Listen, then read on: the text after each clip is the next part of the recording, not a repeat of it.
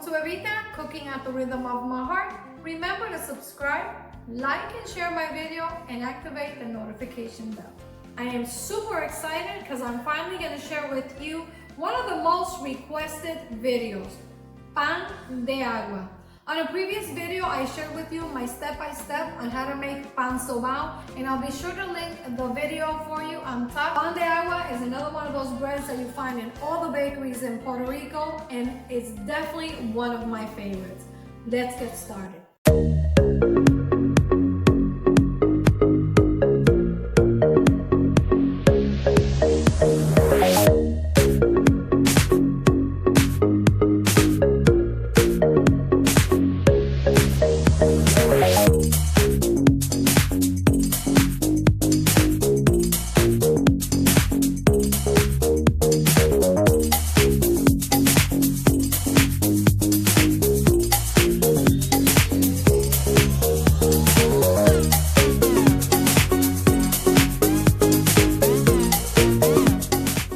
Recipe, we're gonna need bread flour. Make sure you select bread flour, not self-rising flour. There is a bit of a difference between the two.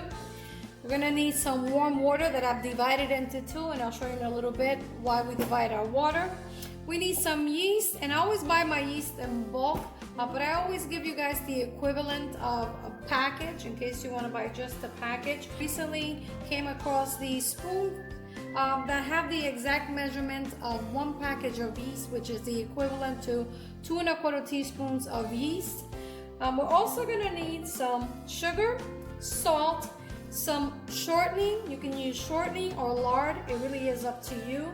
We need an egg white and also some water, and this is just for brushing the loaves. Professional bakeries use a variety of stabilizing agents to help preserve and condition their pastries and their breads in this case, and they use a combination of different ingredients to do that. Because the recipe for water bread or pan de agua is basically the same across the board, I'm going to be adding 2 ingredients to my bread, and this is going to help condition and preserve the quality of our breads. Now typically bread or pan de agua, when we buy it in the bakeries in Puerto Rico, you pick it up on a daily basis because it does go stale very quickly, and we tend to want to eat it on the same day. I'd like to talk a little bit about these 2 ingredients I'll be adding to my bread, and that is cream of tartar and glycerin.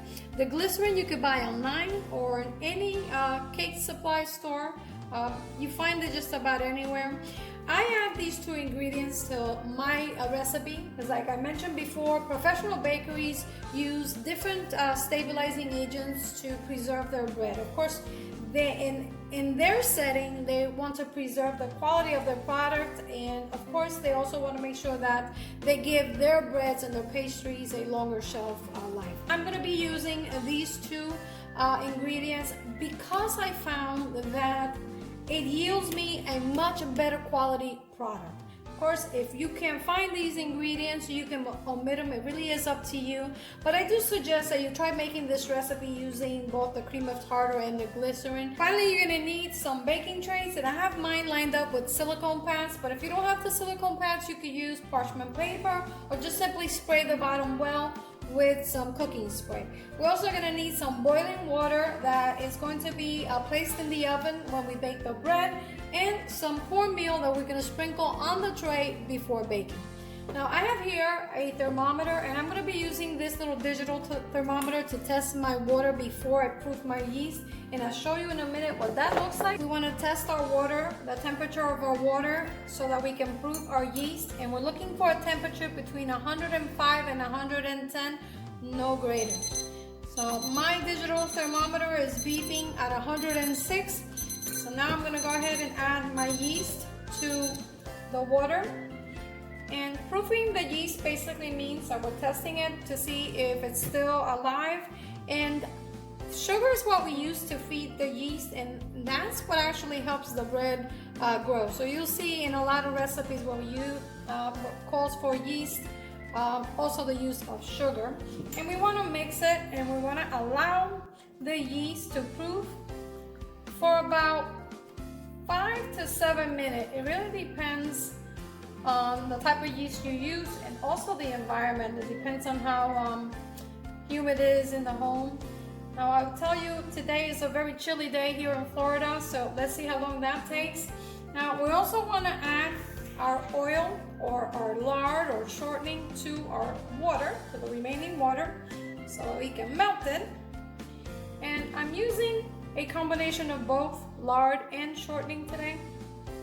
But like I said, you could use shortening if you prefer. And we're gonna mix it until the oil melts into the water. While the oil and the yeast do their thing, I fitted my mixer with a dough hook attachment, and I just want to show you very quickly. It's only been about a minute, and our yeast mixture is almost doubled in size, and that is exactly what you're looking for, because that tells you your yeast is very much alive. I'm going to set it aside in the meantime, and you want to keep an eye on it because it'll continue to rise and overflow, and you don't want that to happen. I'm going to mix my flour with the salt. So I'm going to be adding the flour to the mixer. Once we get all the flour in there, we want to add the salt. You always want to mix the salt separately from the yeast because salt kills the yeast and you don't want that. So we want to go ahead and mix it just slightly. Just for a few seconds, just so we can get that salt incorporated into the flour. Now at this point, I want to add my cream of tartar. Remember, this is an optional ingredient that I added. If you can't find the cream of tartar, that's fine. You can omit them. So I'm adding that. And I'm also going to add my glycerin and mix it with the flour. So we're getting ready to begin adding the wet ingredients. So it's okay to add the glycerin at this point, and we want to mix it slightly. And after about 5 minutes, our yeast is ready, and if we let it go any longer, it's going to overflow. So we're going to start the mixture on low, and we're going to add the yeast to our flour. You want to mix the yeast with the flour first.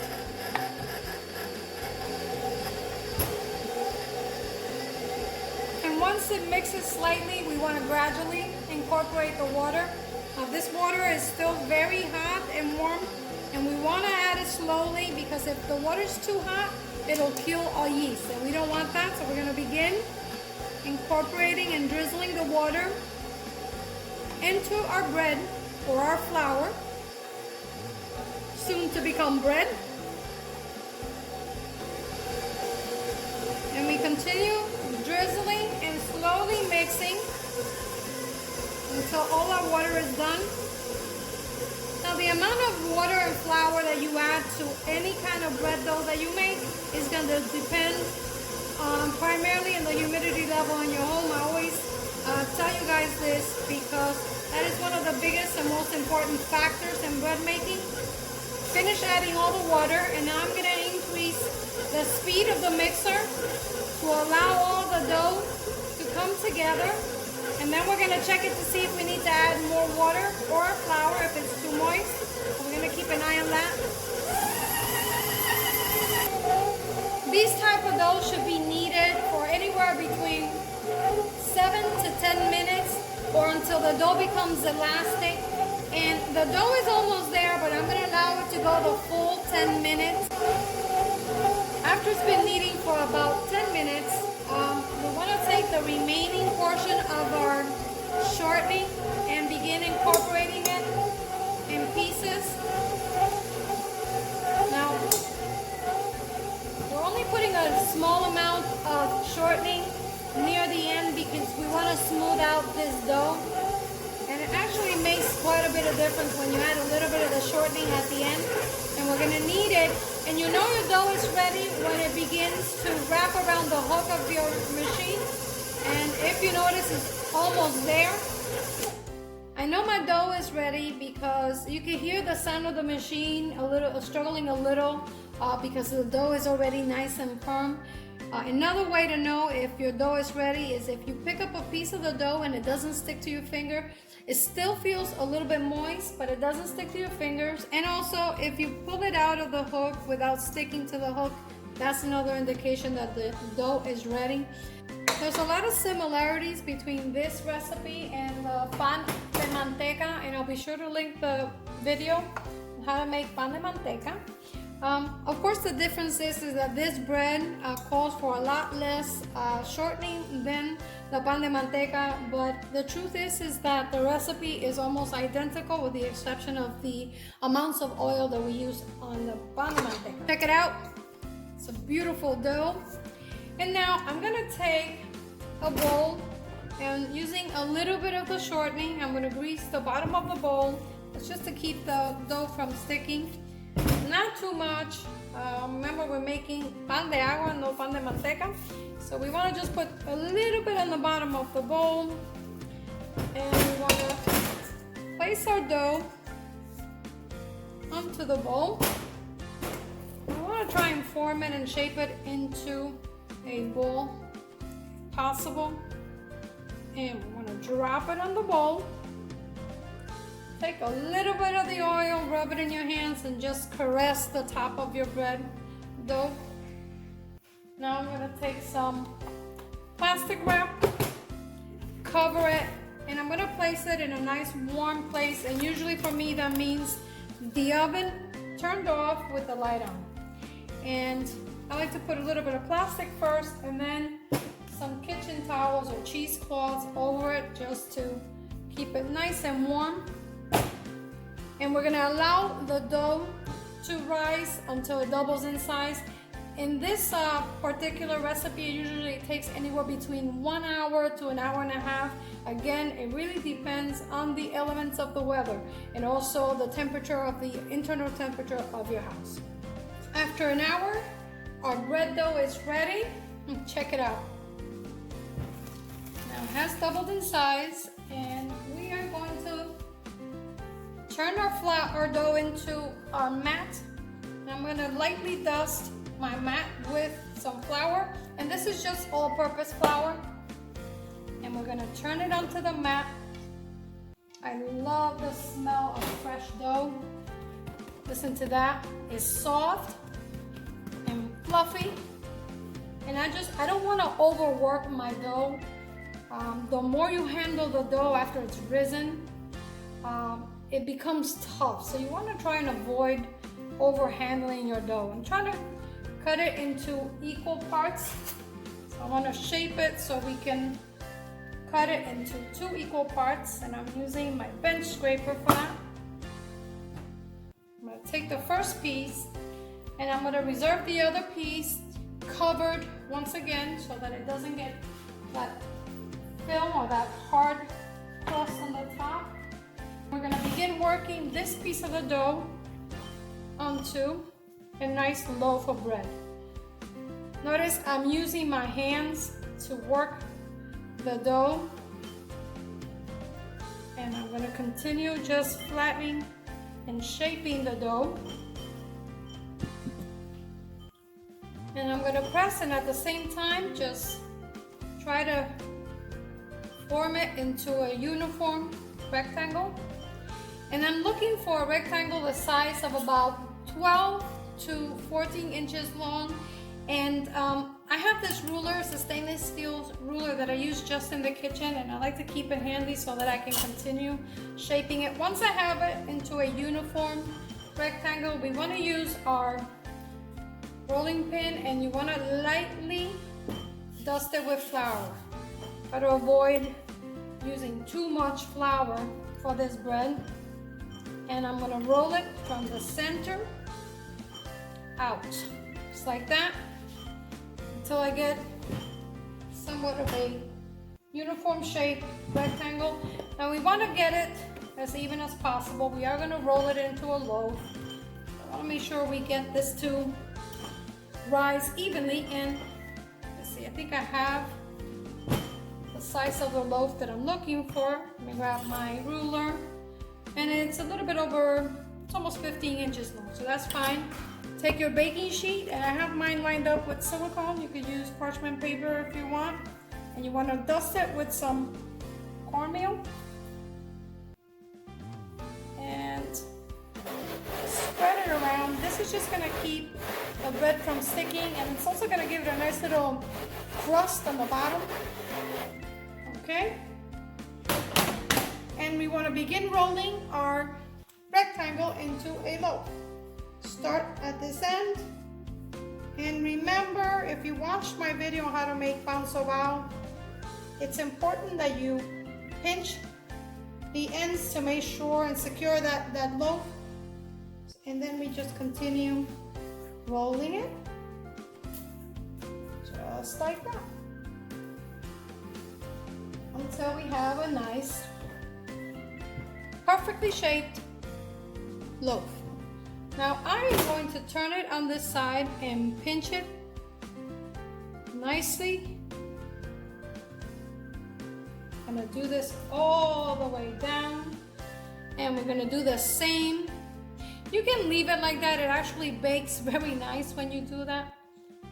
I like pinching it just to make sure that we don't get any air pockets. And just like that. Turn it. And we're gonna place it on our baking sheet, like so.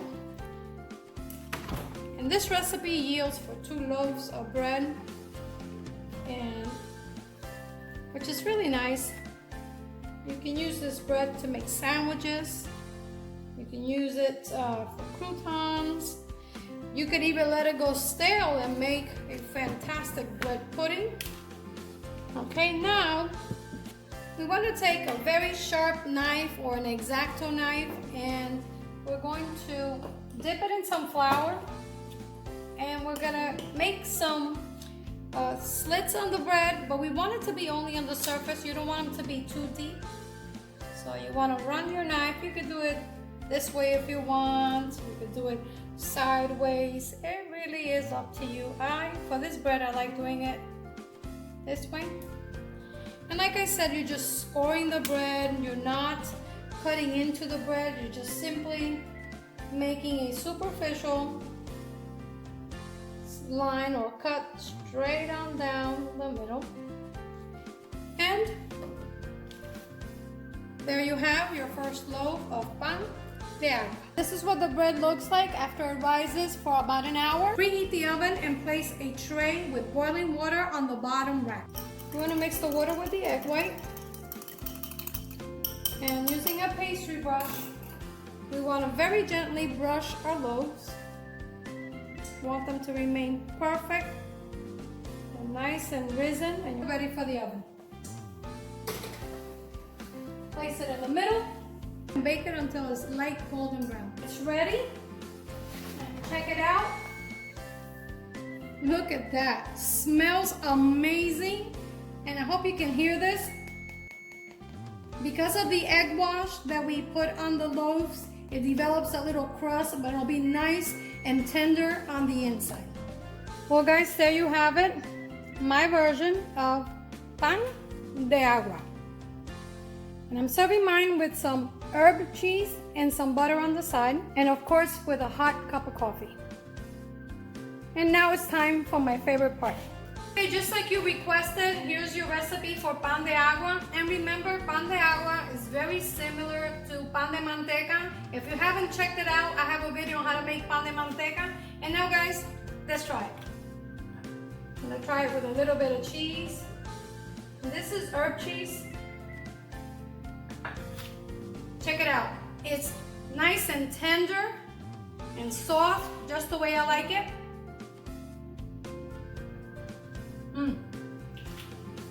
It is so tender, it's unbelievable. I want to try a little bit with the butter. This bread goes very well with butter, with cheese, just about anything. And you can use this bread to make sandwiches, croutons, even bread pudding. Well guys, as always, I'm Evita, cooking at the rhythm of my heart. Buen provecho y hasta la próxima.